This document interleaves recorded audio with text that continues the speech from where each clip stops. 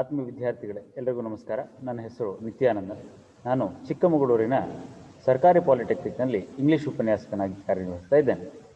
ಈಗಾಗಲೇ communication skills ಅನ್ನೋ ವಿಷಯದ ಮೊದಲ ಪಾಠದ ಮೊದಲ ಸೆಷನನ್ನು ನೀವೆಲ್ಲರೂ ನೋಡಿದ್ದೀರಿ. ಈ ವಿಷಯದ ಬಗ್ಗೆ ಒಂದು ಸ್ವಲ್ಪ ಅರ್ಥ ಮಾಡ್ಕೊಂಡಿದ್ದೀರಿ. ಈಗ ಎರಡನೇ ಸೆಷನ್ನಲ್ಲಿ ನಾವು ಒಂದಷ್ಟು ಹೊಸ ವಿಷಯಗಳನ್ನು ಕಲೀಲಿಕ್ಕೆ ಹೊರಟಿದ್ದೀವಿ. ಡಿಯರ್ ಸ್ಟೂಡೆಂಟ್ಸ್, ಕಮ್ಯುನಿಕೇಷನ್ ಸ್ಕಿಲ್ಸ್ ಅನ್ನೋ ಸಬ್ಜೆಕ್ಟ್ನಲ್ಲಿನ ಮೊದಲ ಯೂನಿಟಿನ ಎರಡನೇ ಸೆಷನ್ಗೆ ನಿಮಗೆಲ್ಲರಿಗೂ ಸ್ವಾಗತ. ಈ ಸೆಷನ್ನಲ್ಲಿ we are going to look at parts of speech. Parts of speech ಅಂದರೆ ಏನು ಅಂತ ಹೇಳಿ ನೋಡ್ತೇವೆ. We are going to look at the basic aspects of a sentence. Sentence ಅಂದರೆ ಏನು, ಆ ಸೆಂಟೆನ್ಸಿನ ಪಾರ್ಟ್ಗಳೇನು ಅನ್ನೋದನ್ನು ಕೂಡ ನಾವು ಈ ಚಾಪ್ಟರ್ನಲ್ಲಿ ನೋಡ್ತಾ ಹೋಗ್ತೇವೆ. ಮೊದಲಿಗೆ ಪಾರ್ಟ್ಸ್ ಆಫ್ ಸ್ಪೀಚ್ ಅಂದರೆ ಏನು? ಪಾರ್ಟ್ಸ್ ಆಫ್ ಸ್ಪೀಚ್ ಅಂತಂದರೆ ಇಂಗ್ಲಿಷ್ ಭಾಷೆಯಲ್ಲಿ ಒಂದು ವಾಕ್ಯವನ್ನು ರಚಿಸಬೇಕಾದ್ರೆ ಆ ವಾಕ್ಯದಲ್ಲಿ ಬೇರೆ ಬೇರೆ ಅಂಶಗಳನ್ನು ನಾವು ಗುರುತಿಸ್ತಾ ಹೋಗ್ತೀವಿ.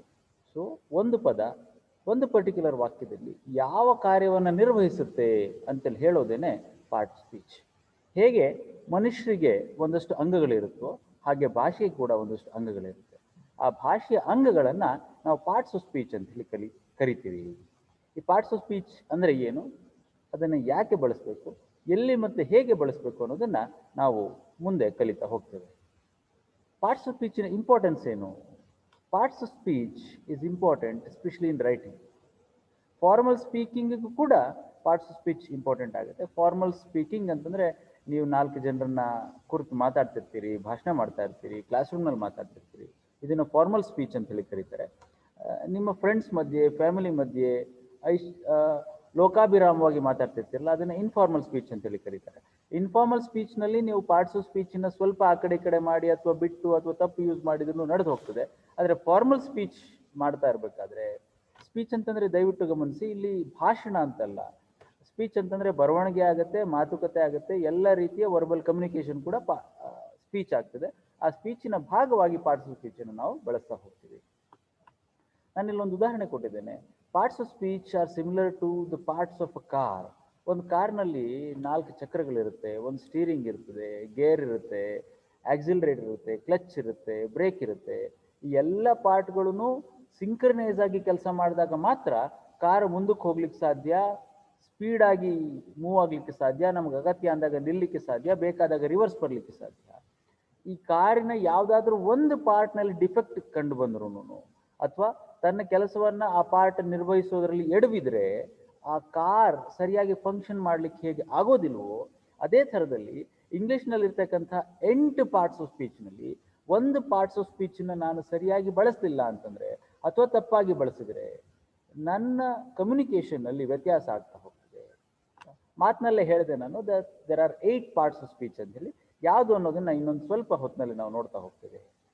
ಆಗಲೇ ಹೇಳಿದ ಹಾಗೆ ಕಾರ್ ಕೂಡ ತನ್ನ ಎಲ್ಲ ಪಾರ್ಟ್ಸ್ಗಳು ಕೆಲಸ ಮಾಡ್ತಿಲ್ಲ ಅಂತಂದರೆ ಹೇಗೆ ಫಂಕ್ಷನ್ ಮಾಡೋದಿಲ್ವೋ, ಹಾಗೇನೇ ಭಾಷೆನಲ್ಲಿ ಕೂಡ 8 ಪಾರ್ಟ್ಸ್ ಆಫ್ ಸ್ಪೀಚ್ ಇದ್ದರೆ ಮಾತ್ರ ನೀವು ಆ ಭಾಷೆಗೆ ಪರಿಪೂರ್ಣತೆಯನ್ನು ಕೊಡಲಿಕ್ಕೆ ಸಾಧ್ಯ. ನೋಡಿ, ಕಾರ್ನಲ್ಲಿ ರೌಂಡಿಗೆ ಏನಿರುತ್ತಪ್ಪ ಅಂದರೆ 4 ಚಕ್ರ ಇರುತ್ತೆ ಸರ್ ಕಾರಿಗೆ, ಒಂದು ಸ್ಟೆಪ್ನಿ ಇರುತ್ತೆ ಸರ್, ಒಂದು ಸ್ಟೀರಿಂಗ್ ವೀಲ್ ಇರುತ್ತೆ ಸರ್. ಅಷ್ಟೂ ಪಾರ್ಟ್ಗಳು 6 ಪಾರ್ಟ್ಗಳು ರೌಂಡ್ಗಿರುತ್ತವೆ ಸರ್. ಓಕೆ, ಹಾಗಾದರೆ ಸ್ಪೇರ್ ಟೈರ್ ಇರುತ್ತಲ್ಲ, ಸ್ಟೆಪ್ನಿ ಅಂತ ಏನು ಕರಿತೀವಲ್ಲ, ಅದನ್ನು ತಂದುಬಿಟ್ಟು ಸ್ಟೀರಿಂಗ್ ಆಗಿ ಯೂಸ್ ಮಾಡ್ಬೋದಾ? ಮಾಡ್ಲಿಕ್ಕೆ ಬರೋದಿಲ್ಲ. ಬೋತ್ ಆರ್ ರೌಂಡ್, ಆದರೆ ಅವೆರಡರ ಫಂಕ್ಷನ್ಸ್ ಡಿಫ್ರೆಂಟ್ ಇರ್ತದೆ. ಸರ್, ಸ್ಟೇರಿಂಗ್ ವೀಲ್ ತೆಗೆದುಬಿಟ್ಟು ಕಾರ್ ಚಕ್ರ ಮಾಡ್ಕೊಳಕ್ಕಾಗತ್ತೆ ಸರ್? ಖಂಡಿತ ಆಗೋದಿಲ್ಲ. Brake pedal, clutch pedal, accelerator pedal 3 ಕಾಲು ಹತ್ತಿರ ಇರುತ್ತೆ. ಒಂದ್ರ ಬದಲು ಇನ್ನೊಂದನ್ನು ಒತ್ತಿದ್ರೆ ಏನಾಗುತ್ತೆ ಅಂತ ಇಮ್ಯಾಜಿನ್ ಮಾಡ್ಕೊಳ್ಳಿ. ನೀವು ಯಾವುದೋ ಟ್ರಾಫಿಕ್ನಲ್ಲಿ ಹೋಗ್ತಾ ಇದ್ದೀರಿ, ಸಡನ್ ಆಗಿ ಗಾಡಿ ನಿಲ್ಲಿಸಬೇಕು, you have to press the brake ಲಿವರ್ನ ಪ್ರೆಸ್ ಮಾಡ್ಬೇಕು ನೀವು. ಅದ್ರ ಬದಲು ಆಕ್ಸಿಲರೇಟರ್ ಪ್ರೆಸ್ ಮಾಡಿದ್ರೆ ಏನಾಗ್ತದೆ? ಅಥವಾ ಆಕ್ಸಿಲರೇಟರ್ ಪ್ರೆಸ್ ಮಾಡೋ ಟೈಮ್ನಲ್ಲಿ ನೀವು ಕ್ಲಚ್ ಅಥವಾ ಬ್ರೇಕನ್ನು ಪ್ರೆಸ್ ಮಾಡಿದ್ರೆ ಏನಾಗ್ತದೆ? ಅದೇ ರೀತಿಯಲ್ಲಿ ಪಾರ್ಟ್ಸ್ ಆಫ್ ಸ್ಪೀಚನ್ನು ಇಂಟರ್ಚೇಂಜಬಲ್ ಆಗಿ ಬಳಸ್ಬಿಟ್ರೆ, ಅದನ್ನು ಬಳಸಬೇಕಾದ ಜಾಗದಲ್ಲಿ ಮತ್ತೊಂದನ್ನು ಬಳಸಿದ್ರೆ ಎಡವಟ್ಟುಗಳಾಗೋ ಸಾಧ್ಯತೆ ಇರ್ತದೆ. ಹಾಗಾಗಿ ಪಾರ್ಟ್ಸ್ ಆಫ್ ಸ್ಪೀಚ್ ಅಂದ್ರೇನು, ಅವನು ಎಲ್ಲೆಲ್ಲಿ ಬಳಸಬೇಕು ಅನ್ನೋದ್ರ ಬಗ್ಗೆ ಅತ್ಯಂತ ಸೂಕ್ಷ್ಮವಾಗಿ ನಾವು ಗಮನಿಸಬೇಕಾಗಿದ್ದು ಇವತ್ತಿನ ಅತ್ಯಗತ್ಯವಾದಂಥ ಒಂದು ಆಸ್ಪೆಕ್ಟ್. ಪಾರ್ಟ್ಸ್ ಆಫ್ ಸ್ಪೀಚ್ ನಾನು ಆಗಲೇ ಹೇಳಿದ ಹಾಗೆ 8 ಪಾರ್ಟ್ಸ್ ಆಫ್ ಸ್ಪೀಚ್ ಇದೆ. ಒಂದೊಂದನ್ನೇ ಹೇಳ್ತಾ ಹೋಗ್ತೇನೆ. ನಾನು ಹೇಳ್ತಾ ಹೋಗಿ ಅದನ್ನು ಎಕ್ಸ್ಪ್ಲೇನ್ ಮಾಡ್ತಾ ಹೋಗ್ತೇನೆ. ನೌನ್ ಅಂತ ಹೇಳಿ ಕರಿತೀವಿ. ನೌನ್ ಅಂತಂದರೆ any word that refers to a name is known as a noun. ಯಾವುದಾದ್ರೂ ಒಂದು ಹೆಸರನ್ನು ಸೂಚಿಸ್ತಕ್ಕಂಥ ಪದಕ್ಕೆ ನಾವು ನಾಮಪದ ಅಂತ ಹೇಳಿ ಕರಿತೀವಿ ಕನ್ನಡದಲ್ಲಿ. ನಾಮಪದ ಇಂಗ್ಲಿಷ್ನಲ್ಲಿ noun. The name may be of A place, person, thing, anything. ಆಯ್ತಾ, ಯಾವುದೇ ಒಂದು ವಸ್ತುವಿನ, ವ್ಯಕ್ತಿಯ, ಜಾಗದ ಹೆಸರನ್ನು ಸೂಚಿಸ್ತಕ್ಕಂಥ ಪದಕ್ಕೆ ನಾವು ನೌನ್ ಅಥವಾ ನಾಮಪದ ಅಂತ ಹೇಳಿ ಕರಿತೀವಿ. ಈ ಎಕ್ಸಾಂಪಲ್ನ ನಾನು 2 ಹೆಸರುಗಳನ್ನು ಕೊಟ್ಟಿದ್ದೀನಿ ಇಲ್ಲಿ. ರಾಹುಲ್ ಅನ್ನೋದು ಪ್ರಾಪರ್ ನೌನ್. ಯಾರೋ ಒಬ್ಬ ಹುಡುಗ ಇರ್ತಾನೆ, ಆತನ ಹೆಸರೇನು ಅಂತಂದ್ರೆ ರಾಹುಲ್ ಅಂತೇಳಿ, ಇದು ನೌನ್ ಆಗ್ತದೆ. ಚಾಕ್ಲೇಟ್, ಸರ್ ಚಾಕ್ಲೇಟ್ ಅಲ್ಲಿ ಯಾವ ಚಾಕ್ಲೇಟು ಅದಕ್ಕೆ ಆಮೇಲೆ ಬರ್ತೀವಿ, but chocolate is a name. ಯಾವುದೋ ಒಂದು ತಿಂತಕ್ಕಂಥ ಒಂದು ಐಟಮಿಗೆ ನಾವು ಚಾಕ್ಲೇಟ್ ಅಂತ ಹೇಳಿ ಕರಿತೀವಿ, ಹಾಗಾಗಿ ಅದನ್ನು ನೌನ್ ಅಂತ ಹೇಳಿ ನಾವು ಗುರುತಿಸ್ಬೋದು. ಅದೇ ಥರ ನಾನಾಗಲೇ ಹೇಳಿದೆ, ನಾನು ಎಲ್ಲಿ ಕೆಲಸ ಮಾಡ್ತಿದ್ದೀನಿ, ಚಿಕ್ಕಮಗಳೂರಿನಲ್ಲಿ ಕೆಲಸ ಮಾಡ್ತಾ ಇದ್ದೀನಿ. Chikkamagaluru is the place of, is a place, is the name of a place, ಅದನ್ನು ನಾವು ನೌನ್ ಅಂತ ಹೇಳಿ ಕರಿಬೋದು. DACG ಗವರ್ಮೆಂಟ್ ಪಾಲಿಟೆಕ್ನಿಕ್ ಅಂತೇಳಿ ಹೇಳಿದೆ, ಅದನ್ನು ನೌನ್ ಅಂತ ಹೇಳಿ ಕರಿಬೋದು. ಅದೇ ಥರ ಬರೀ ಕಾಲೇಜ್ ಅಂದ್ರೆ ನೌನ, it is also a noun. Chikkamagaluru ಒಂದು ಜಿಲ್ಲೆ ಕೂಡ. ಡಿಸ್ಟ್ರಿಕ್ಟ್ ಅಂದ್ರೆ ಏನು, ಅದು ಕೂಡ ಒಂದು noun. So any word which refers to a name is known as a noun. Whereas a pronoun, ಎರಡನೇ ಪಾರ್ಟ್ ಆಫ್ ಸ್ಪೀಚ್ ಏನಿದೆಯಲ್ಲ, a pronoun is used in place of a noun. ಯಾವುದಾದ್ರೂ ಒಂದು ನಾಮಪದದ ಬದಲಾಗಿ ನಾವು ಯಾವ್ಯಾವ ಪದಗಳನ್ನು ಬಳಸ್ತಾ ಹೋಗ್ತೀವಿ ಅಂಥ ಎಲ್ಲ ಪದಗಳಿಗೆ ನಾವು ಪ್ರೊನೌನ್ಸ್ ಅಂತ ಹೇಳಿ ಕರಿತೀವಿ. ಕನ್ನಡದಲ್ಲಿ ಇದನ್ನು ನಾವು ಸರ್ವನಾಮ ಅಂತ ಹೇಳಿ ಕರಿತೀವಿ. ಆ ಕನ್ನಡದ ಹೆಸರು ಚೆನ್ನಾಗಿದೆ, ಸರ್ವನಾಮ ಅಂದ್ರೆ ಎಲ್ರಿಗೂ ಉಪಯೋಗಿಸ್ಬೋದಾದಂಥ ಒಂದು ಹೆಸರು, ಒಂದು ನಾಮ, ಅದನ್ನು ನಾವು ಪ್ರೊನೌನ್ ಅಂತ ಹೇಳಿ ಕರಿತೀವಿ. ಪ್ರೊನೌನನ್ನು ಎಲ್ಲಿ ಬಳಕೆ ಮಾಡ್ತೇವೆ ನಾವು ನೋಡಿ, ಸಾಧಾರಣವಾಗಿ ಒಂದು ಹೆಸರು ಇರುತ್ತೆ, ಅದೇ ಹೆಸರನ್ನ ಪದೇ ಪದೇ ಪದೇ ಪದೇ ಪದೇ ಪದೇ ಬಳಸ್ತಾ ಹೋದ್ರೆ ಕೇಳಿಸ್ಕೊಳ್ಳೋರಿಗೆ ಇರಿಟೇಟ್ ಆಗ್ಲಿಕ್ಕೆ ಶುರು ಆಗ್ತದೆ. ಉದಾಹರಣೆಗೆ ನಾನು ನಂದೇ ಊರಿನ ಎಕ್ಸಾಂಪಲ್ ತಗೋತೀನಿ. Chikkamagaluru is a district. Chikkamagaluru lies in the Malenadu area of Karnataka. Chikkamagaluru is known for its coffee. Chikkamagaluru is also known for its mountains. Lot of tourists visit Chikkamagaluru during weekends. ಪದೇ ಪದೇ ಚಿಕ್ಕಮಗಳೂರು ಚಿಕ್ಕಮಗಳೂರು ಚಿಕ್ಕಮಗಳೂರು ಅಂತ ಹೇಳೋದ್ರ ಬದಲು ಒಂದು ಸಲ ಚಿಕ್ಕಮಗಳೂರು ಅಂತ ಹೇಳಿ, ಉದಾಹರಣೆಗೆ Chikkamagaluru is a district. It is famous for coffee and mountains. It ಅಂತ ಹೇಳಿ ಏನು ಬಳಸಿದ್ನಲ್ಲ ನಾನು, ಇಟ್ ಅನ್ನೋದು is replacing the noun called Chikkamagaluru. Chikkamagaluru ಅಂತಕ್ಕಂಥ ನಾಮಪದದ ಬದಲಾಗಿ ನಾನು ಇಟ್ ಅಂತ ಹೇಳಿ ಬಳಸ್ತಾ ಇದ್ದೀನಿ. ಅದನ್ನು ನಾವು ಪ್ರೊನೌನ್ ಅಂತ ಹೇಳಿ ಕರಿತೀವಿ. ನನ್ನ ಹೆಸರು ನಿತ್ಯಾನಂದ ಅಂತ ಹೇಳಿದೆ.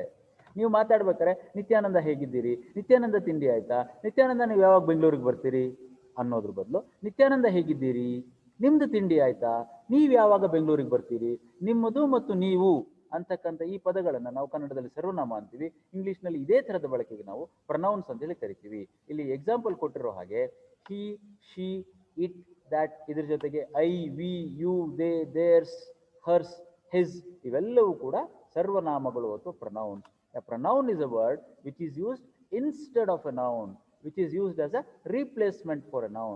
ನಾಮಪದದ ಬದಲಾಗಿ ಬಳಸ್ತಕ್ಕಂಥ ಪದಗಳಿಗೆ ನಾವು ಸರ್ವನಾಮಗಳು ಅಥವಾ ಪ್ರೊನೌನ್ಸ್ ಅಂತ ಹೇಳಿ ಕರಿತೀವಿ. ಮೂರನೆಯ ಮತ್ತು ಇಡೀ ಪಾರ್ಟ್ಸ್ ಆಫ್ ಸ್ಪೀಚ್ನಲ್ಲಿ ಬಹುಶಃ ಅತ್ಯಂತ ಹೆಚ್ಚು ವೆಯ್ಟ್ ಇರ್ತಕ್ಕಂಥ ಪಾರ್ಟ್ ಆಫ್ ಸ್ಪೀಚ್ ಅಂತಂದ್ರೆ ವರ್ಬ್ ಅಂತ ಹೇಳಿ. A verb is a word which denotes an action or a state of being. Verb ಅಂತಂದ್ರೆ ಏನು, ಇದನ್ನು ಕನ್ನಡದಲ್ಲಿ ಕ್ರಿಯಾಪದ ಅಂತ ಹೇಳಿ ಕರಿತೀವಿ ನಾವು. ಕ್ರಿಯಾಪದ ಅಥವಾ ವರ್ಬ್ ಅಂತಂದ್ರೆ ಯಾವ ಪದ ಯಾವುದಾದ್ರೂ ಒಂದು ಕೆಲಸವನ್ನು ಸೂಚಿಸುತ್ತೋ ಅಥವಾ ಇರುವಿಕೆಯನ್ನು ಸೂಚಿಸುತ್ತೋ ಅದನ್ನು ನಾವು ವರ್ಬ್ ಅಂತ ಹೇಳಿ ಕರಿತೀವಿ. ಉದಾಹರಣೆಗೆ I am speaking to you, ನಾನು ನಿಮ್ಮ ಜೊತೆ ಮಾತಾಡ್ತಾ ಇದ್ದೀನಿ. ಆ ಸ್ಪೀಕಿಂಗ್ ಒಂದು ಆಕ್ಷನ್ ಆಗ್ತಾ ಇದೆ. You are listening to me, you are seeing me speak. ಆಯ್ತಾ, ಲಿಸನಿಂಗ್, ಸ್ಪೀಕ್, ಓಕೆ, ಸಿ ಇವೆಲ್ಲವೂ ಕೂಡ ಯಾವುದಾದ್ರು ಕೆಲಸ ಆಗ್ತಿರೋದನ್ನ ತೋರಿಸ್ತಾ ಇದೆ. ಹಾಗಾಗಿ ಇದಕ್ಕೆ ನಾವು ಕ್ರಿಯಾಪದ ಅಥವಾ ವರ್ಬ್ ಅಂತ ಹೇಳಿ ಕರಿತೀವಿ. ಇಲ್ಲಿ ನಮ್ಮ ಟೇಬಲ್ನಲ್ಲಿರೋ ಎಕ್ಸಾಂಪಲ್ಸ್ 3 ಇದೆ. ರನ್, ಈಟ್, ಸ್ಟ್ಯಾಂಡ್, ಈ ರೀತಿಯ ಪದಗಳನ್ನು ನಾವು ವರ್ಬ್ ಅಂತ ಹೇಳಿ ಕರಿತೀವಿ. ವರ್ಬ್ನಲ್ಲಿ ಏನಂತಂದ್ರೆ ಏನೋ ಒಂದು ಕೆಲಸ ಆಗ್ತಾ ಇರಬೇಕು. ನಾವು ಮೊದಲೆಲ್ಲ ಅನ್ಕೋತಾ ಇದ್ವಿ ಯಾವ ಪದ ಚಲನೆಯನ್ನು ಸೂಚಿಸುತ್ತೋ ಅದು ಮಾತ್ರ ವರ್ಬು ಅಥವಾ ಕ್ರಿಯಾಪದ ಅಂತ ಹೇಳಿ. ನೆನಪಿಡಿ, ಕೆಲಸ ಆಗ್ತಿದೆ ಅಂತಂದ್ರೆ ಅಲ್ಲಿ ಒಂದ್ ಕಡೆಯಿಂದ ಇನ್ನೊಂದ್ ಕಡೆಗೆ ಮೂವ್ಮೆಂಟ್ ಇರಬೇಕು ಅಂತಲೇ ಅಲ್ಲ. ಅದಕ್ಕೇನೆ ನಾನು ಆಗ್ಲೇ ಹೇಳಿದ್ದು a verb is a word which denotes an action or a state of being ಅಂತೇಳಿ. ನಾನು ನಿಂತ್ಕೊಂಡೇ ಇರ್ತೀನಿ, ಐ ಆಮ್ ಸ್ಟ್ಯಾಂಡಿಂಗ್, ನಾನು ಎಲ್ಲೂ ಮೂವ್ ಆಗ್ತಿಲ್ಲ. So I I not doing some work, I am doing some work. ಏನ್ ಮಾಡ್ತಿದ್ದೀನಿ ನಾನು, ನಿಂತ್ಕೊಂಡಿದ್ದೀನಿ, ಸ್ಟೇಟ್ ಆಫ್ ಬೀಯಿಂಗ್ ಅದು. ಹಾಗಾಗಿ any word which denotes an action or a state of being is called a verb. Next part of speech ನಾವು adverb ಅಂತ ಹೇಳಿ ಕರಿತೀವಿ. ಆಡ್ವರ್ಬ್ ಅಂತಂದ್ರೆ ಯಾವ ಪದ ವರ್ಬಿನ ವಿಶೇಷತೆಯನ್ನು ಹೇಳುತ್ತೋ. Any word which qualifies or distinguishes or describes a verb is known as an adverb. Verb ಕೆಲಸ ಆಗ್ತಾ ಇದೆ, ಕೆಲಸ ಹೇಗಾಗ್ತಾ ಇದೆ, how is the work being done, ಅದ್ರ ವಿಶೇಷತೆ ಏನು ಅನ್ನೋದನ್ನ ಹೇಳ್ತಕ್ಕಂಥ ಪದಕ್ಕೆ ನಾವು ಆಡ್ವರ್ಬ್ ಅಂತ ಹೇಳಿ ಕರಿತೀವಿ. ತುಂಬಾ ಸಿಂಪ್ಲಿಸ್ಟಿಕ್ ಆಗಿ ಹೇಳಬೇಕು ಅಂತಂದ್ರೆ an adverb is a word which adds something to the verb. ಆ ಪದನ ನೀವು ಡಿವೈಡ್ ಮಾಡಿದ್ರೆ ಆಡ್ವರ್ಬ್ ADVRB ಅಂತಕ್ಕಂಥ ಪದನ ಡಿವೈಡ್ ಮಾಡಿದ್ರೆ ಆಡ್ ಅಂತ ಹೇಳಿದೆ, ವರ್ಬ್ ಅಂತ ಹೇಳಿದೆ, ಅದಕ್ಕೆ ಇನ್ನೊಂದು ಡಿ ಇದೆ ಅಂತೇಳಿ ನೀವು ಇಮ್ಯಾಜಿನ್ ಮಾಡಿಕೊಂಡು any word which adds ADDS adds something to the verb, ಏನಾರು ಒಂದು ಸೇರಿಸುತ್ತೆ, ಮಸಾಲೆ ಸೇರಿಸುತ್ತೆ ಅಂತಕ್ಕಂಥ ಪದಕ್ಕೆ ನಾವು ಆಡ್ವರ್ಬ್ ಅಂತ ಹೇಳಿ ಕರಿಬಹುದು. ಇದು ಕ್ರಿಯೆಯ ವಿಶೇಷತೆಯನ್ನು ಹೇಳುತ್ತೆ. ಉದಾಹರಣೆಗೆ ಉಸೇನ್ ಬೋಲ್ಟ್ ರನ್ಸ್ ಅಂತಂದ್ರೆ ವರ್ಬ್ ಆಯ್ತು. ಉಸೇನ್ ಬೋಲ್ಟ್ ಅಂತಕ್ಕಂಥ ಒಬ್ಬ ವ್ಯಕ್ತಿ ಓಡ್ತಾನೆ, ರನ್ಸ್, ಫೈನ್. ಹೇಗೆ ಓಡ್ತಾನೆ sir? Usain Bolt runs fast.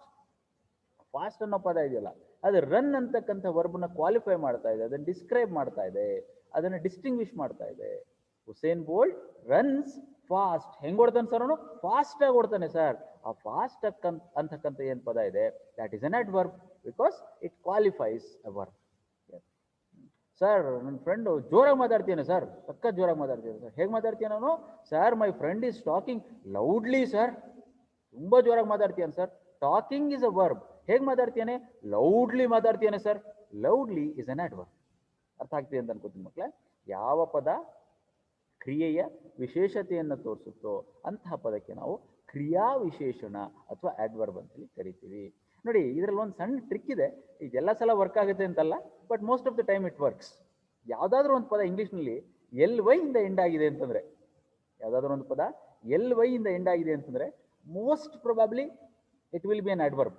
ಎಲ್ಲ ಅಡ್ವರ್ಬ್ಗಳು LY ಇಂದ ಎಂಡ್ ಆಗೋದಿಲ್ಲ, ಆದರೆ ಬಹುತೇಕ ಎಲ್ಲ LY ಇಂದ ಎಂಡ್ ಆಗ್ತಕ್ಕಂಥ ಪದಗಳನ್ನು ಅಡ್ವರ್ಬ್ ಆಗಿರ್ತಾವೆ.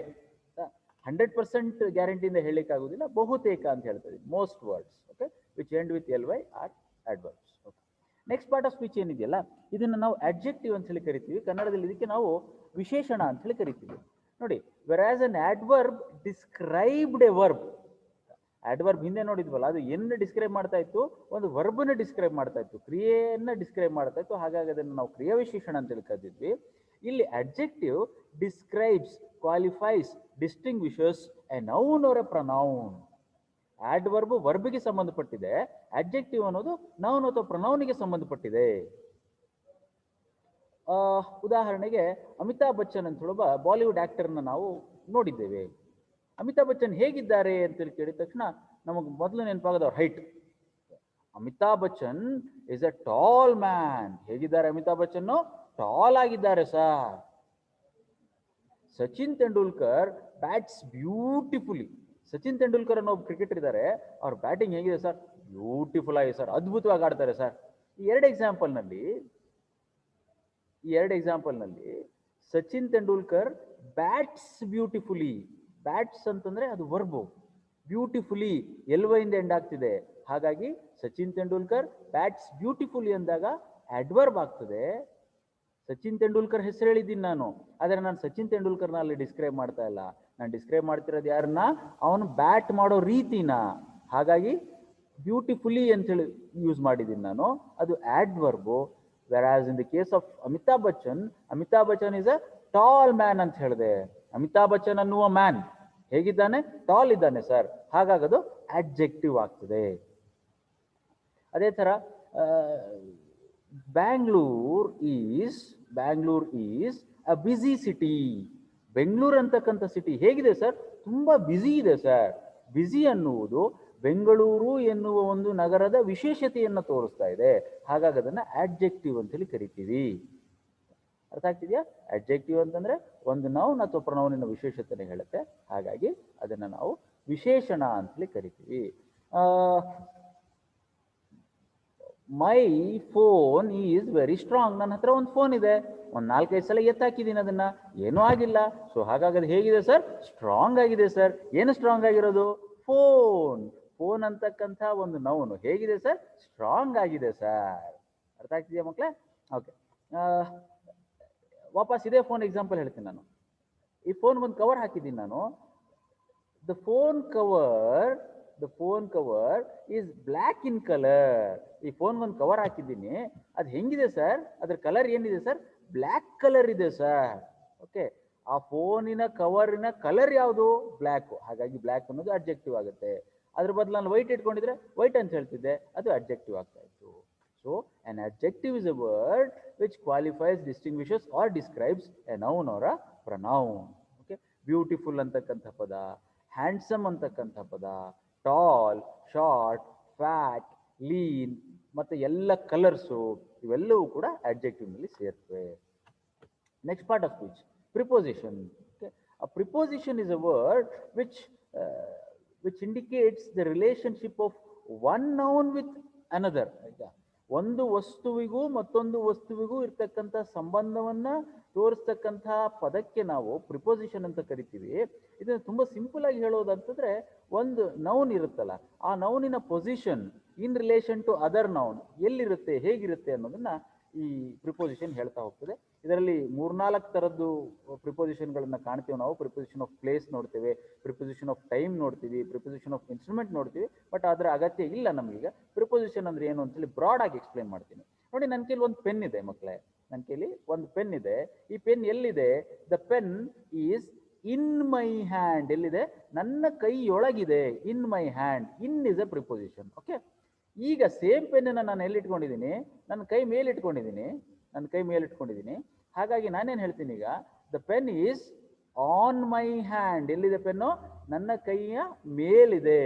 ಮೊದಲೆಲ್ಲಿತ್ತು? ಇನ್ನಿತ್ತು. ಈಗ ಎಲ್ಲಿದೆ? ಆನ್ ಇದೆ. ಗೊತ್ತಾಗ್ತಾ ಇದೆಯಾ? ಈಗ same pen, the pen is ನನ್ನ ಕೈ ಮೇಲಿದೆ, ಆದರೆ ಕೈ ಮೇಲೆ ಎಕ್ಸಾಕ್ಟ್ಲಿ ಇಲ್ಲ, ಕೈಯಿಂದ ಮೇಲಿದೆ. So the pen is over my hand. ನನ್ನ ಕೈಯಿನ ಮೇಲ್ಭಾಗದಲ್ಲಿದೆ. ಈಗ ನನ್ನ ಕೈಯೇ ಮೇಲಿದೆ, ಪೆನ್ ಕೆಳಗಿದೆ. ಈಗ ಎಲ್ಲಿಗೆ ಬಂತು? ದ ಪೆನ್ ಈಸ್, ಅವಾಗಲೇ ಓವರ್ ಮೈ ಹ್ಯಾಂಡ್ ಇತ್ತು, ಈಗ ಅಂಡರ್ ಮೈ ಹ್ಯಾಂಡ್ ಆಯ್ತು. ಅರ್ಥ ಆಗ್ತಾ ಇದೆಯಾ? ನೆಕ್ಸ್ಟ್, ನನ್ನ ಕೈ ಇದೆ ಸರ್, ಕೈ ಪಕ್ಕದಲ್ಲಿ ಪೆನ್ ಇದೆ sir. The pen is beside my hand. ನನ್ನ ಕೈಯ ಪಕ್ಕದಲ್ಲಿದೆ. ಈಗ ನನ್ನ ಕೈ ಹಿಂದಕ್ಕೆ ತಗೊಂಡು ಹೋಗ್ಬಿಡ್ತೀನಿ. ನಿಮಗೆ ಪೆನ್ ಕಾಣಿಸ್ತಿಲ್ಲ, ಯಾಕೆ ಅಂತಂದ್ರೆ ನನ್ನ ಕೈ ಪೆನ್ನನ್ನು ಮರೆ ಮಾಡಿದೆ. ನನ್ನ ಪೆನ್ನು ನನ್ನ ಕೈಯ ಹಿಂಭಾಗದಲ್ಲಿದೆ. ಹಾಗಾಗಿ ಏನು ಹೇಳ್ತೀನಿ ನಾನು? The pen is behind my hand. So behind, beside, under, over, on, in. Okay, ಇವೆಲ್ಲವೂ ಕೂಡ ಪ್ರಿಪೋಸಿಷನ್ಗಳಾಗತ್ವೆ. Next part of speech, conjunction. ಈ ಪದ ತುಂಬ ಚೆನ್ನಾಗಿದೆ ಆ್ಯಂಡ್ ತುಂಬ ಜನ ಈ ಪದವನ್ನು ತಪ್ಪಾಗಿ ಸ್ಪೆಲ್ ಮಾಡ್ತಾರೆ. ಕಂಜಂಕ್ಷನ್ ಸ್ಪೆಲ್ಲಿಂಗ್ನ ತಾವು ದಯವಿಟ್ಟು ನೋಡಬೇಕು. ನೋಡಿ, ಇಲ್ಲಿ CONJUNCTION, ಕಂಜಂಕ್ಷನ್ ಅಂತೇಳಿ ಪದ ಇದೆ. ಈ ಪದದಲ್ಲಿ ಒಂದು ಸೆಗ್ಮೆಂಟ್ ತುಂಬ ಇಂಪಾರ್ಟೆಂಟ್. ಇಲ್ಲೊಂದು ಪದ ಕಾಣಿಸ್ತಿದೆಯಾ? JUNCTION ಅಂತೇಳಿ. JUNCTION. ಜಂಕ್ಷನ್ ಅಂದ ತಕ್ಷಣ ನಿಮಗೆ ನೆನಪಾಗ್ತದೆ ಮಕ್ಕಳೇ, ರೈಲ್ವೆ ಸ್ಟೇಷನ್ನಲ್ಲಿ ಜಂಕ್ಷನ್ಗಳಿರುತ್ತೆ ಅಥವಾ ಜಂಕ್ಷನ್ಗಳಿರೋ ರೈಲ್ವೆ ಸ್ಟೇಷನ್ಗಳಿರುತ್ತೆ. ಉದಾಹರಣೆಗೆ ಬ್ಯಾಂಗ್ಳೂರ್ ಇಸ್ ಅ ಜಂಕ್ಷನ್. ಯಾಕೆ? ಬೇರೆ ಬೇರೆ ಕಡೆಯಿಂದ ಬರ್ತಕ್ಕಂಥ ರೈಲ್ ಹಳಿಗಳೆಲ್ಲ ಬಂದಲ್ಲಿ ಜಾಯಿನ್ ಆಗುತ್ತವೆ. Davanagere is a junction, Hubli is a junction. ಇವೆಲ್ಲ ಯಾಕೆ ಜಂಕ್ಷನ್ ಅಂತ ಹೇಳಿ ಕರಿತೀವಿ ಅಂತಂದ್ರೆ, ಈ ಕಡೆಯಿಂದ ಒಂದು ಹಳಿ ಬರುತ್ತೆ, ಈ ಕಡೆಯಿಂದ ಒಂದು ಹಳಿ ಬರುತ್ತೆ, 3ನೇ ಸೈಡಿಂದ ಒಂದು ಹಳಿ ಬರುತ್ತೆ, 4ನೇ ಸೈಡಿಂದ ಒಂದು ಹಳಿ ಬರುತ್ತೆ, ಎಲ್ಲ ಬಂದು ಒಂದು ಕಡೆ ಜಾಯಿನ್ ಆಗುತ್ತೆ. ಇದೇ ಥರ ನಮ್ಮ ಮನೆಗಳಲ್ಲಿ ಈ ಎಲೆಕ್ಟ್ರಿಸಿಟಿ ಬಳಸಲಿಕ್ಕೆ ಅಂತೇಳಿ ಜಂಕ್ಷನ್ ಬಾಕ್ಸ್ಗಳನ್ನು ಯೂಸ್ ಮಾಡ್ತೀವಿ. ನೀವು ನೋಡಿರ್ಬೋದು. ಒಂದು ಕಡೆಯಿಂದ ಒಂದು ವೈರ್ ತೊಗೊಂಡ್ಬರ್ತೀವಿ, ಅದರಿಂದ 3-4 ಕಡೆಗೆ ಸಪ್ಲೈ ಕೊಡ್ತಾ ಹೋಗ್ತೀವಿ. ಅದನ್ನು ಕೂಡ ಜಂಕ್ಷನ್ ಅಂತೇಳಿ ಕರಿತೀವಿ. ಅದೇ ಥರ ನಿಮ್ಮ ಊರುಗಳಲ್ಲಿ ಯಾವ್ದಾದ್ರು ಒಂದು ಸರ್ಕಲ್ ಇರುತ್ತಲ್ಲ, ಆ ಸರ್ಕಲ್ನ ಕೂಡ ಜಂಕ್ಷನ್ ಅಂತೀವಿ. ಯಾಕೆ? ಅಲ್ಲಿ 3-4 ರಸ್ತೆಗಳು ಬಂದು ಕೂಡುತ್ತವೆ. ಸೊ ಜಂಕ್ಷನ್ ಅಂತಂದ್ರೆ ಜಾಯಿನಿಂಗ್ ಟುಗೆದರ್ ಅಂತೇಳಿ, ಏನನ್ನಾದರೂ ಜೋಡಿಸುವ ಕೆಲಸವನ್ನ ಮಾಡ್ತಕ್ಕಂಥ ಪದಗಳಿಗೆ words which are used to join together two words, two sentences or two parts of the same sentence are known as conjunctions. ಯಾವುದೇ ಒಂದು ಪದ 2 ಶಬ್ದಗಳನ್ನು, 2 ವಾಕ್ಯಗಳನ್ನು ಅಥವಾ ಒಂದೇ ವಾಕ್ಯದ 2 ಭಾಗಗಳನ್ನು ಕೂಡಿಸ್ಲಿಕ್ಕೆ ಬಳಸಿದರೆ ಅದನ್ನು ನಾವು ಕಂಜಂಕ್ಷನ್ ಅಂತೇಳಿ ಕರಿತೀವಿ. ಕನ್ನಡದಲ್ಲಿ ಇದಕ್ಕೆ ಬಹುಶಃ ಸಂಯೋಗ ಅಂತೇಳಿ ಕರೀತಾರೆ ಅಂತ ಅನ್ಸುತ್ತೆ. ಸಂಯೋಗ ಅಂತಂದ್ರೆ ಒಟ್ಟಿಗೆ ಸೇರ್ಕೊಳ್ಳೋದು ಅಂತ ಹೇಳಿ. ಯಾವ್ಯಾವ್ದು ಎಕ್ಸಾಂಪಲ್ ಇದಕ್ಕೆ? ಆ್ಯಂಡ್, ಆರ್, ದೋ, ಹವೆವರ್, ಓಕೆ, ಬಿಕಾಸ್, ಇವೆಲ್ಲವೂ ಕೂಡ ಕಂಜಂಕ್ಷನ್ಗಳಾಗತ್ತೆ. ಇಲ್ಲಿ ನೆನ್ಪಿಡಿ, ಜಂಕ್ಷನ್ ಅಂದರೆ ಜಾಯಿನಿಂಗ್ ಟುಗೆದರ್, ಕೂಡಿಸ್ಬೇಕು. ಓಕೆ, ಕೂಡಿಸೋದು ಅಂತಂದರೆ ಒಂದೇ ಮಾಡೋದು ಅಂತಲ್ಲ, ಬೇರೆ ಬೇರೆ ಸೆಗ್ಮೆಂಟ್ಗಳನ್ನು ಹತ್ರ ತರುವ ಕೆಲಸವನ್ನ ಜಂಕ್ಷನ್ ಮಾಡುತ್ತೆ. ಇದು ಒಂದು ಚೈನಿನ ಕೆಲಸನ ಮಾಡುತ್ತೆ, ಲಿಂಕಿನ ಕೆಲಸನ ಮಾಡುತ್ತೆ. ಹಾಗಾಗಿ ಇದನ್ನು ನಾವು ಕಂಜಂಕ್ಷನ್ ಅಂತ ಹೇಳಿ ಕರಿತೀವಿ. ಕಂಜಂಕ್ಷನ್ ಹೇಳಬೇಕಾದ್ರೆ ಬಹುಶಃ ನಿಮ್ಮಲ್ಲಿ ಕೆಲವ್ರಿಗಾದರೂ ಈ ವಾಕ್ಯ ಗೊತ್ತಿರುತ್ತೆ ಅಂತ ಅನ್ಸುತ್ತೆ. ಸ್ವಾಮಿ ವಿವೇಕಾನಂದರು ಹೇಳಿದ್ದಾರೆ ಅಂಥೇಳಿ ಎಲ್ಲೋ ಓದಿದ ನೆನಪು ನನಗೆ. ನಿಜವಾಗ್ಲೂ ಅದನ್ನು ಸ್ವಾಮಿ ವಿವೇಕಾನಂದರು ಹೇಳಿದ್ರೆ ಅಥವಾ ಅದೊಂದು ದಂತಕಥೆಯಾಗಿ ಬೆಳೆದು ಬಂದಿದೆಯಾ ಅಂಥೇಳಿ I am not really sure. ಯಾವುದಾದ್ರೂ ಒಂದು ಸೆಂಟೆನ್ಸ್ ಶುರು ಮಾಡಬೇಕು, ಆ ಸೆಂಟೆನ್ಸ್ನಲ್ಲಿ ಒಂದೇ ಪದ 3 ಸಲ ಬರಬೇಕು, 3 ಸಲನೂ ಬೇರೆ ಬೇರೆ ಅರ್ಥ ಕೊಡಬೇಕು. ಆ ಥರದ್ದೊಂದು ಸೆಂಟೆನ್ಸ್ ಹೇಳಿ ಅಂತ ಕೇಳಿದಾಗ ಸ್ವಾಮಿ ವಿವೇಕಾನಂದರು ಹೇಳಿದ್ದಾರೆ ಅಂಥೇಳಿ ಪ್ರಚಲಿತದಲ್ಲಿರ್ತಕ್ಕಂಥ ಒಂದು ವಾಕ್ಯ ಅದು ಹೀಗಿದೆ. ಬಿಕಾಸ್ ಇಂದ ಶುರುವಾಗುತ್ತೆ. ಯಾವ್ದಾದ್ರು ಒಂದು ಪದನ ಬಿಕಾಸ್ ಇಂದ ಯಾಕೆ ಶುರು ಮಾಡೋಕ್ಕಾಗಲ್ಲ ಯಾವ್ದಾದ್ರು ಒಂದು ವಾಕ್ಯನ ಅಂತಂದ್ರೆ, you cannot begin a sentence with because, because is a conjunction ಅಂತ ಹೇಳಿ ಅಂತ. ಸೊ ಈ ಥರದ ಬೇರೆ ಬೇರೆ ಪದಗಳು ಬರುತ್ತೆ. ನೀವು ಒಂದ್ಸಲ ಬಳಸಲಿಕ್ಕೆ ಶುರು ಮಾಡಿದ್ರೆ ಕಂಜಂಕ್ಷನ್ಗಳು ನಿಮಗೆ ತುಂಬ ಸುಲಭ ಆಗುತ್ತೆ. ಅದನ್ನು ನೆನ್ಪಿಡಿ, whenever you use a conjunction, please make sure that you are using the right conjunction. ಉದಾಹರಣೆಗೆ ಆ್ಯಂಡ್ ಮತ್ತು ಆರ್ ಇವೆರಡನ್ನು ಇಂಟರ್ಚೇಂಜಬಲ್ ಆಗಿ ಬಳಸಲಿಕ್ಕೆ ಆಗೋದಿಲ್ಲ. ಒಂದು ಎಕ್ಸಾಂಪಲ್ ಹೇಳ್ತೀನಿ. Usha and Ramesh are married ಅಂತ ಹೇಳಿ ಒಂದು ಸೆಂಟೆನ್ಸ್ ಇದೆ. Usha and Ramesh are married. ಯಾರೋ XYZ ಅಂತಕ್ಕಂಥ ವ್ಯಕ್ತಿಗಳು ಉಷಾ ಮತ್ತು ರಮೇಶ್ ಅಂತೇಳಿ ರ್ಯಾಂಡಮ್ ಹೆಸರುಗಳನ್ನು ತಗೊಂಡಿದ್ದೀನಿ. ಅವರಿಬ್ಬರು ಮದುವೆ ಆಗಿದ್ದಾರೆ. Usha and Ramesh are married. ಯಾರ್ಯಾರಿಗೆ ಮದುವೆ ಆಗಿದೆ? ಉಷಾ ಅನ್ನುವ ಹುಡುಗಿಗೂ ರಮೇಶ್ ಅನ್ನುವ ಹುಡುಗನಿಗೂ ಮದುವೆ ಆಗಿದೆ. And okay fine.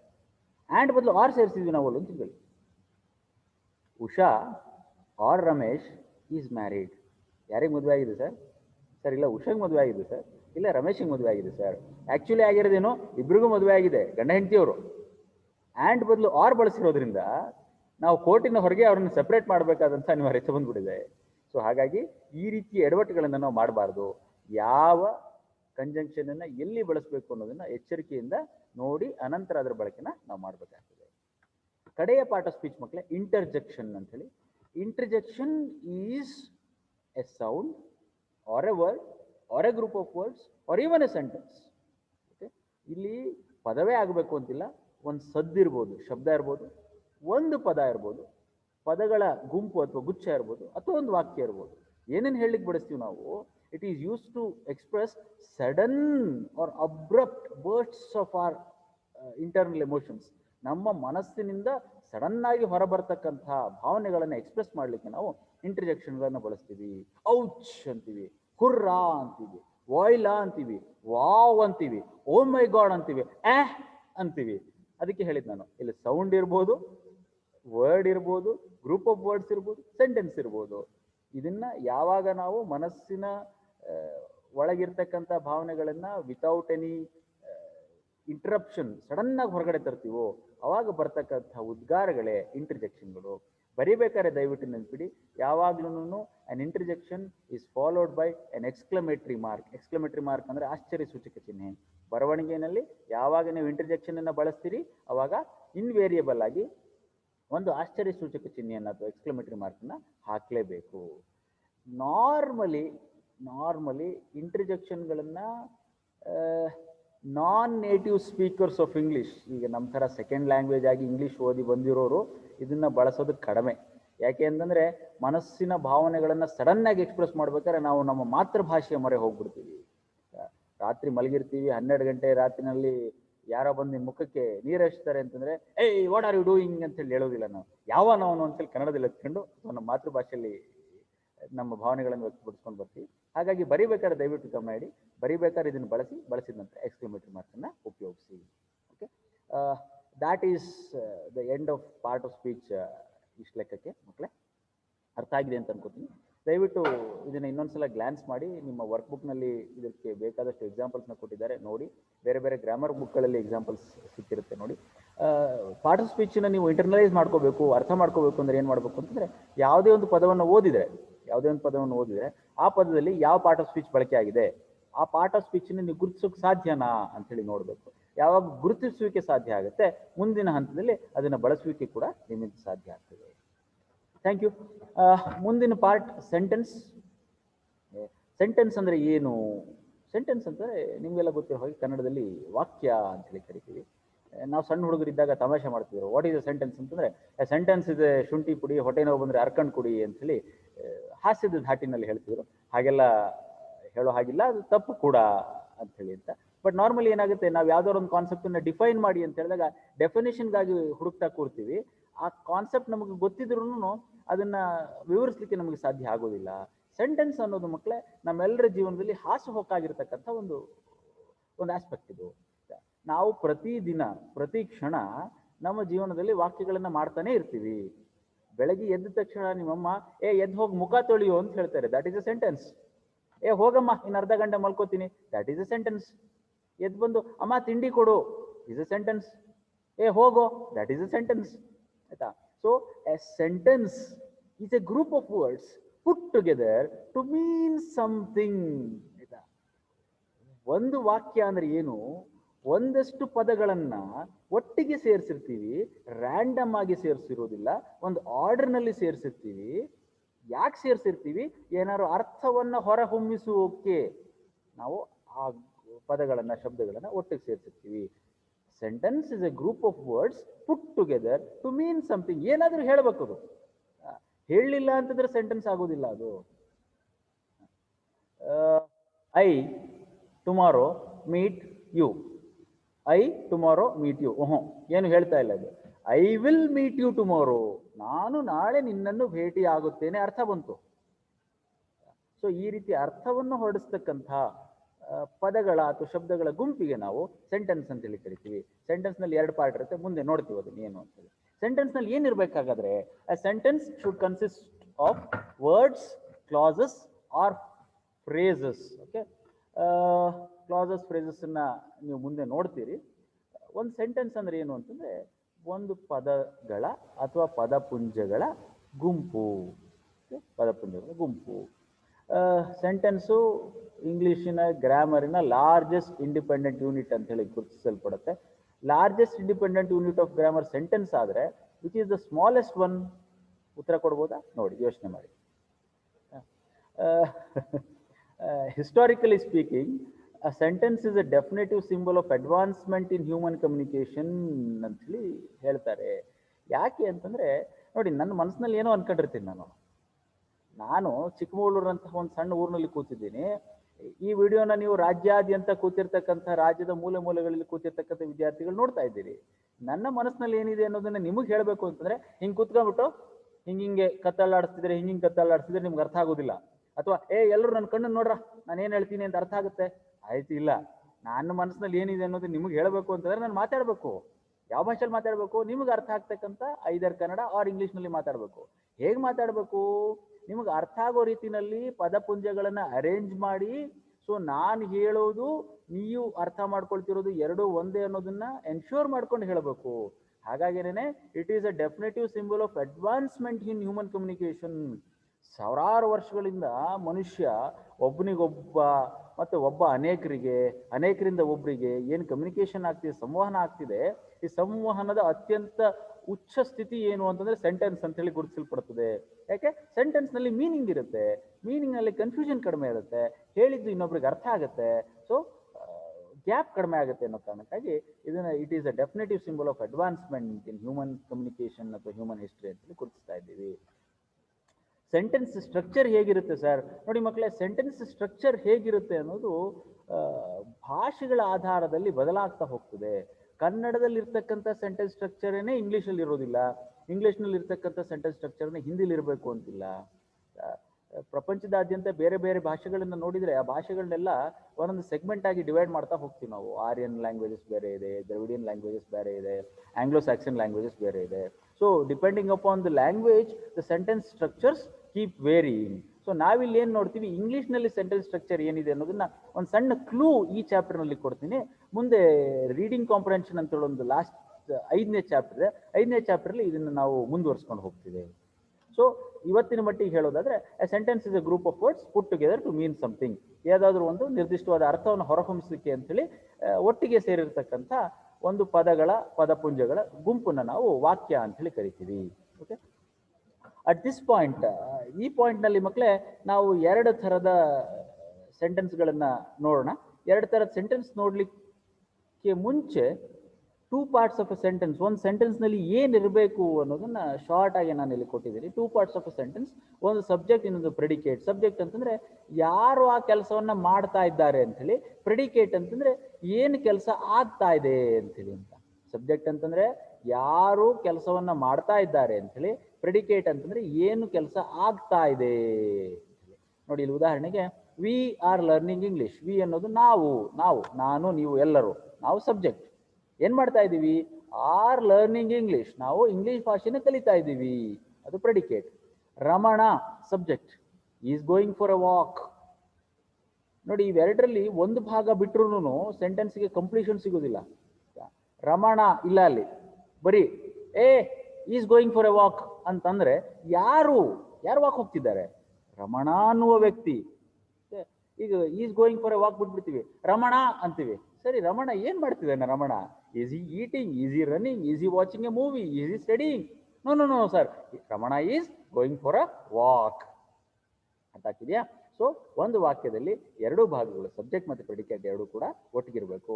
ಕಡೆದೊಂದು ಎಕ್ಸಾಂಪಲ್ ಇದೆ ನೋಡಿ, I have to go to the hospital. Have to go to the hospital ಅಂತ ಹೇಳ್ಬಿಟ್ರೆ ಯಾರು? ಅಯ್ಯ, ಯುವ, ವೀನಾ, ಯಾರು ಹೋಗ್ಬೇಕು ಹಾಸ್ಪಿಟ್ಲಿಗೆ? ಐ ಹೋಗ್ಬೇಕು ಸರ್, ನಾನು ಹೋಗ್ಬೇಕು ಹಾಸ್ಪಿಟ್ಲಿಗೆ. ಬರೀ ಐ ಬಿಟ್ಬಿಟ್ರೆ ಐ, ಸರಿ, ವಾಟ್ ಐ ಅಂತ ಹೇಳಿದೆ, ಫೈನ್. ಏನು? I am going to bus stand, I am going to have my breakfast, ಏನದು? ಸೊ ಒಂದು ಸೆಂಟೆನ್ಸ್ ಕಂಪ್ಲೀಟ್ ಆಗಬೇಕು ಅಂದರೆ it should have a subject and a predicate. ಎರಡು ಇದ್ರೆ ಮಾತ್ರ ಸೆಂಟೆನ್ಸ್ ಕಂಪ್ಲೀಷನ್ ಆಗ್ತದೆ. ಓಕೆ, ನಾವು ಕಮಿಂಗ್ ಬ್ಯಾಕ್. ಸೆಂಟೆನ್ಸನ್ನು ಮಕ್ಕಳೇ 3 ಥರ ಗುರುತಿಸ್ತೀವಿ ನಾವು. ಇದರಲ್ಲಿ 2 ಥರದ್ದು ಕೊಟ್ಟಿದ್ದೀವಿ, 3ನೇ ಥರದ್ದು ಹೇಳ್ತೇನೆ ನಾನು. ಮೊದಲನೇದು ಡಿಕ್ಲರೇಟಿವ್ ಸೆಂಟೆನ್ಸ್ ಅಂತೇಳಿ, ಅಂದರೆ ಏನಾದ್ರು ಘೋಷಣೆ ಮಾಡೋದು. ಘೋಷಣೆ ಅಂತಂದರೆ ಜೋರಾಗಿ ಮೈಕಲ್ ಹೇಳೋದು ಅಂತಲ್ಲ, ನಿನ್ನ ಇಂಟೆನ್ಷನನ್ನು ಕ್ಲಿಯರ್ ಮಾಡೋದು ಅಂತೇಳಿ. A declarative sentence is one which makes a statement or expresses an opinion. It always ends with a period ಅಂತಂದರೆ ಫುಲ್ ಸ್ಟಾಪ್ ಅಂತೇಳಿ. ಡಿಕ್ಲರೇಟಿವ್ ಸೆಂಟೆನ್ಸ್ ಅಂತಂದರೆ ನಿಮ್ಮ ಮನಸ್ಸಿನಲ್ಲಿರ್ತಕ್ಕಂಥ ಯಾವ್ದಾದ್ರು ಒಪಿನಿಯನ್ನ, ಅಭಿಪ್ರಾಯವನ್ನು ಹೇಳ್ತಾ ಇದ್ದೀರಿ, ಅಥವಾ ಏನೋ ಒಂದು ಕೆಲಸ ಮಾಡಬೇಕು ಅನ್ನೋದನ್ನ ನೀವು ಸಾಧಿಸ್ಲಿಕ್ಕೆ ಹೊರಟಿದ್ದೀರಿ. I want to be a good writer, ನಾನು ಒಬ್ಬ ಒಳ್ಳೆಯ ಬರಹಗಾರ ಆಗಬೇಕು. My friend is a really good singer, ನನ್ನ ಸ್ನೇಹಿತ ಚೆನ್ನಾಗಿ ಹಾಡ್ತಾನೆ. ಇಲ್ಲಿ you are making a statement. Okay, ಒಂದು ಸ್ಟೇಟ್ಮೆಂಟ್ ಹೇಳ್ತಿದ್ದೀರಿ ಆ್ಯಂಡ್ ಅದ್ರ ಕಡೆಗೆ ಫುಲ್ ಸ್ಟಾಪ್ ಇರ್ತದೆ. ಇಂಥ ಸೆಂಟೆನ್ಸ್ಗಳಿಗೆ ನಾವು ಡಿಕ್ಲರೇಟಿವ್ ಸೆಂಟೆನ್ಸ್ ಅಂತ ಕರಿತೀವಿ. ಎರಡನೇದು ಇಂಪರೇಟಿವ್ ಸೆಂಟೆನ್ಸ್ ಅಂತೇಳಿ, ಮಾಡಲೇಬೇಕು, ಆಗಲೇಬೇಕು ಅಂತಕ್ಕಂಥ ಅರ್ಥ ಬರ್ತಕ್ಕಂಥ ಸೆಂಟೆನ್ಸ್ಗಳಿವು. It gives a command or makes a request. Okay, usually ends with a period but can under certain circumstances end with an exclamation point. Okay, ಅಥವಾ ಎಕ್ಸ್ಕ್ಲಮೇಟರಿ ಸೈನ್. ಇಂಪರೇಟಿವ್ ಸೆಂಟೆನ್ಸ್ ಅಂತಂದರೆ, ನಾನಾಗಲೇ ಹೇಳಿದಾಗ ಯಾವ್ದಾದ್ರು ಒಂದು ಆದೇಶ ಕೊಡೋದು, ಆಗಲೇಬೇಕು ಅಥವಾ ಹಿಂಗೆ ಮಾಡು ಅಂತೇಳಿ ಹೇಳೋದು, ಅಥವಾ ಒಂದು ರಿಕ್ವೆಸ್ಟ್ ಹೇಳೋದು, ಹಿಂಗೆ ಮಾಡ್ಲಾ ಅಂತೇಳಿ ಕೇಳೋದು. ಈ ಥರದನ್ನ ಇಂಪರೇಟಿವ್ ಸೆಂಟೆನ್ಸ್ ಅಂತ ಕರಿತೀವಿ. ಈ ಸೆಂಟೆನ್ಸ್ಗಳು either the end with a full stop or with an exclamatory mark. 2 example ಕೊಟ್ಟಿದ್ದೀನಿ. ಪ್ಲೀಸ್ ಸಿಟ್ ಡೌನ್, ಅಥವಾ ಕ್ಲೋಸ್ ದ ವಿಂಡೋ, ಅಥವಾ ಕೀಪ್ ಕ್ವೈಟ್, ಈ ಥರದ್ದು ಸೆಂಟೆನ್ಸ್ಗಳು. ಅಥವಾ I need you to sit down, ದಯವಿಟ್ಟು ಕುಳಿತುಕೊಳ್ಳಿ ಅಂತ ಹೇಳೋದು. Can you please close the door, ದಯವಿಟ್ಟು ಬಾಗಿಲನ್ನು ಮುಚ್ಚಬಹುದೇ ಅಂತೇಳಿ ಹೇಳೋದು. ಈ ಥರದನ್ನ ಇಂಪರೇಟಿವ್ ಸೆಂಟೆನ್ಸ್ ಅಂತ ಹೇಳ್ತೀವಿ. 3ನೇ ಥರದ ಮಕ್ಕಳ ಇಂಟರೋಗೇಟಿವ್ ಸೆಂಟೆನ್ಸ್ ಅಂತೇಳಿ, ಅದನ್ನು ನಾವು ಆಗಲೇ ಹೇಳಿದಾಗ 5ನೇ ಚಾಪ್ಟರ್ಲಿ ಓದ್ತೀವಿ ನಾವು. ಆ್ಯನ್ ಇಂಟರೋಗೇಟಿವ್ ಸೆಂಟೆನ್ಸ್, ಅದ್ರ ಬಗ್ಗೆ ಶಾರ್ಟ್ ಆಗಿ ಹೇಳ್ತೇನೆ ನಾನು. An interrogative sentence is a sentence which is used to ask questions. ಪ್ರಶ್ನೆಗಳನ್ನು ಕೇಳಲಿಕ್ಕೆ ಬಳಸ್ತಕ್ಕಂಥ ಪದಗಳಿಗೆ ನಾವು ಇಂಟರೋಗೇಟಿವ್ ಸೆಂಟೆನ್ಸ್ ಅಂತೇಳಿ ಹೇಳ್ತೀವಿ. ನಾರ್ಮಲಿ ಅದರಲ್ಲಿ WH ವರ್ಡ್ಗಳಂತೇಳಿ ಇರ್ತವೆ, what, where, why, when, how. Okay, ಈ ಥರದ ಪದಗಳನ್ನು ನಾವು ಅಲ್ಲಿ ಬಳಕೆ ಮಾಡ್ತೀವಿ. ಸೊ ಈ ಲೆಸನ್ ಮಟ್ಟಿಗೆ ಇಷ್ಟನ್ನು ತಿಳ್ಕೊಳ್ಳಿ. ಸೆಂಟೆನ್ಸ್ ಅಂತಂದರೆ it's A group of words brought together to mean something. A sentence has 2 parts. One is the subject, the other is the predicate. There are 3 basic types of sentences. One the declarative sentence, the imperative sentence, the interrogative sentence. Okay, that ends session 2 of unit 1 ಮಕ್ಕಳೇ.